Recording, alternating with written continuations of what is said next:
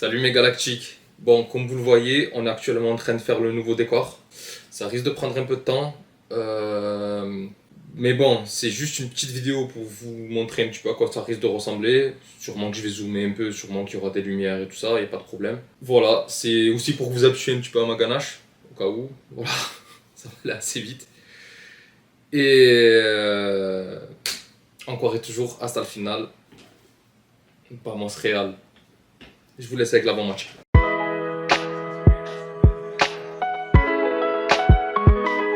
Salut mes madrilènes, salut mes merengues, salut mes galactiques, j'espère que vous allez tous très bien. Bon, désolé pour ce début de vidéo claqué au sol, mais c'était juste histoire de voir ce que ça pourrait donner. Vous inquiétez pas, l'habillage, le son, etc. sera bien meilleur. Et surtout, ça permettrait de donner plus de vie aux vidéos plutôt que juste des images qui font que s'enchaîner. De toute façon, pour ceux qui font juste qu'écouter la vidéo en faisant autre chose à côté, ça ne changera pas grand chose en soi. Et pour ceux qui aimaient bien voir les données à l'écran, elles y seront toujours, ne vous en faites pas. Enfin bref, il serait temps de parler du match qui nous intéresse, le match en Ligue des Champions face à Brest, et on va donc tout de suite s'y atteler sans plus tarder. Alors, Brest-Real Madrid, demain soir 21h, dernier match de cette phase de poule de Ligue des Champions qui a été...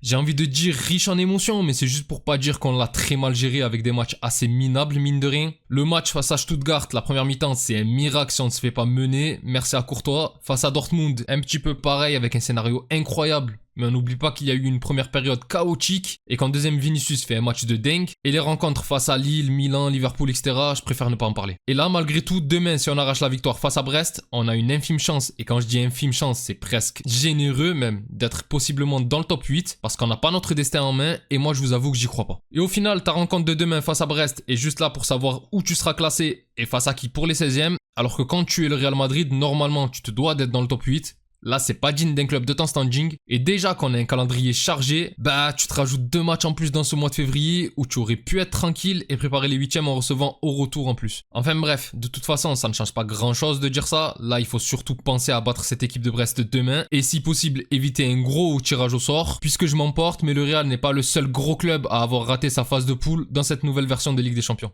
Du coup, Brest... équipe encore une fois de notre bonne vieille Ligue 1 que tout le monde voyait au fond du classement et sans mentir moi aussi et qui a fait un parcours au final admirable, un peu comme Lille d'ailleurs qui était même en tête de classement au début de la phase de poule et honnêtement voir Brest tout en haut de la Ligue des Champions c'était beau et qui jusqu'à la semaine dernière et malheureusement sa défaite face au Shakhtar était encore dans le top 8. Alors c'est un petit peu normal ce déclassement, mais c'est dire quand même le parcours de cette équipe qui a su malgré tout, avec ses moyens, se qualifier au moins pour le prochain tour. Et c'est un petit peu pareil en Ligue 1 où Brest souffle certes un petit peu le chaud et le froid avec un bilan de 9 victoires, 1 nul et 9 défaites en championnat, mais est malgré tout à la 8e place et seulement à 2 points de la première place européenne qui est certes la Conference League, mais il faut saluer le fait que malgré leur bon parcours en Champions League, ce n'est pas une équipe qui a lâché le championnat pour bien figurer en Europe et arrive à être performant sur les 2 tableaux. Puisqu'on va y revenir, car c'est ce qui nous intéresse, mais en Ligue des Champions sur les 7 matchs, c'est tout de même 4 victoires, 1 nul et 2 défaites. Bon certes, les défaites ont eu lieu sur les 3 derniers matchs, mais c'était 2 matchs à l'extérieur face à Barcelone, défaite sur le score de 3-0, et la semaine dernière face au Shakhtar 2-0. Là demain, Brest accueille le Real Madrid, et comme on peut le constater, ils sont pour le moment invaincus au Roudourou, le stade de Guingamp où Brest est obligé de jouer pour répondre aux règles européennes. D'ailleurs, je me demande comment ça va se passer après cette phase de poule. Mais bref, du coup, comme je disais, Brest est invaincu pour le moment sur son terrain, et avec tout de même une victoire face au PSV Eindhoven, 1-0, ce qui n'est pas rien quand on est Brest. Et surtout, elle a également su tenir en échec le Bayer Leverkusen de Xabi Alonso sur le score de 1 partout. Et là encore, c'est dire l'exploit de cette équipe. Donc bon, demain, je vois la victoire. Je vois même une large victoire au vu de notre dynamique actuelle, mais on n'est pas à l'abri d'une surprise face à l'ogre brestois. Et pour ça, je m'attends tout comme face à Salzbourg et ce samedi face à Valladolid à l'équipe cheap,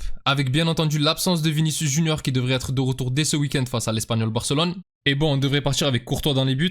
Et là pour la charnière défensive, je pars du principe où Ancelotti va remettre Vasquez à droite et du coup ça sera pour moi Rudiger et Asensio dans l'axe, avec possiblement encore Fran Garcia pour son apport offensif côté gauche, car bon demain je pense qu'on va encore dominer. Et dans le cas où comme face à Valladolid, Ancelotti veut encore persister avec Tchouaméni en défense, bon on partirait avec Asensio au poste de latéral à la place de Vasquez, mais honnêtement j'en peux plus de Tchouaméni dans l'axe. Au milieu de terrain, là je pense que ça y est, c'est quasiment sûr maintenant, Ceballos a pour moi gagné sa place, il est tout simplement excellent cette saison, il se bat sur tous les ballons et sa qualité technique apporte beaucoup dans un milieu qui en manque clairement à la relance, et avec à ses côtés l'indéboulonnable Valverde, j'ai plus besoin de dire ce que je pense de lui, vous avez vu son maillot en début de vidéo, Et enfin Jude Bellingham qui est lui aussi bouillant actuellement et qui en plus de ça s'entend désormais à merveille avec Mbappé. Le français qui sera bien entendu titulaire demain, qui sort d'un triplé ce week-end et qui est redevenu monstrueux, parfaitement alimenté par Bellingham, mais également par ses autres compères en attaque comme Rodrigo qui en l'absence de Vinicius devrait encore prendre le côté gauche et nous régaler. Mais également par Brahim à droite qui connaît un léger coup de moins bien actuellement mais qui est capable de faire de grosses différences.